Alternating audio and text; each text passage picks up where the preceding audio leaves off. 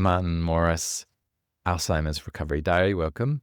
And today I want to talk specifically about sleep and the impact it has on cognitive decline and reversal of cognitive decline. So I knew right off the bat when I started working with my mom that sleep was an important risk factor and aggravator of Alzheimer's. I got my mom a Fitbit, a watch like the one that I use. Actually, I think I lent her mine in the beginning and started tracking her sleep, which wasn't easy because she's so skinny. She has a BMI, if you know what that is, body mass index of like 16, which is massively underweight. So she's just bones and skin, basically. So getting this watch to actually work and make contact where it needs to was challenging. But I was able to measure her sleep and determine, at least from those tests, that it looked fine. She seemed to be getting good quality sleep, enough sleep, and was having the right stages of sleep.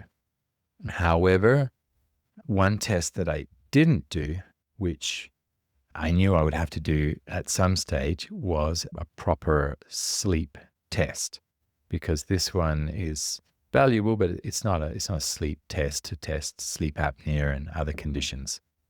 So when I did finally get that test done by getting an at-home sleep apnea test, it became apparent that my mom had very severe sleep apnea. And I only realized that like 3 or 4 months in, because initially I'd thought, okay, no, everything seems fine. I put the watch on and she seems to have good quality sleep. But that actually wasn't the case. So I would highly recommend anyone to just get a proper high quality sleep apnea test done. Because if sleep apnea means that you're stopping breathing or you're not breathing sufficiently in the nighttime, that means your brain and your whole body, your heart, or your organs are not getting the oxygen that they need for 8 or 9 hours or whatever time you spend in bed each day. So trying to improve cognition without improving that aspect is going to be very, very challenging or impossible. And just think about how important sleep is for your own cognition.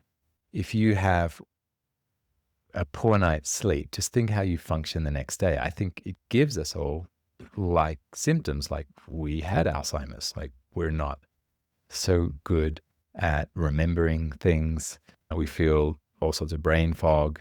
We're not so good cognitively to organize ourselves and structure our things. We have very unproductive days.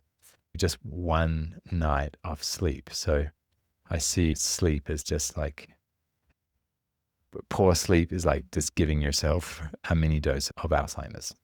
So that was critically important to resolve, which we have currently resolved with a CPAP machine.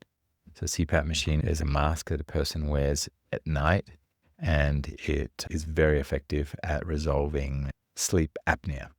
And you can test if it's working well or not. And our tests have shown that, yes, it is actually solving sleep apnea for now. Whether it's a good option long term, because it's a mask you have to wear, you have to fill up the bottle of water, which humidifies it. It makes sleep a whole lot more complicated. You have to clean the machine or things like that, which long term are not going to be the best options. But at least to begin with, it's the quickest way of solving sleep apnea, while you might look for a more permanent solution, such as there are certain mouth guards which adjust the position of the jaw and can improve or reduce sleep apnea, as is exercises in throat and changes in diet. There's a whole lot of things that you can do, but that was a very, very important aspect. And we did notice quite noticeable improvements once we were able to resolve the sleep aspect.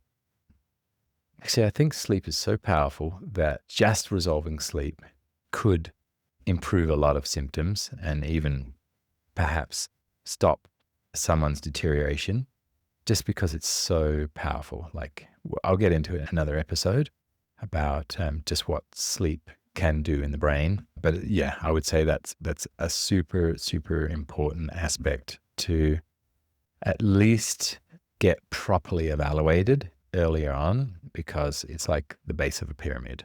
Everything else sits on top of that. So I hope this is valuable, and I will see you soon.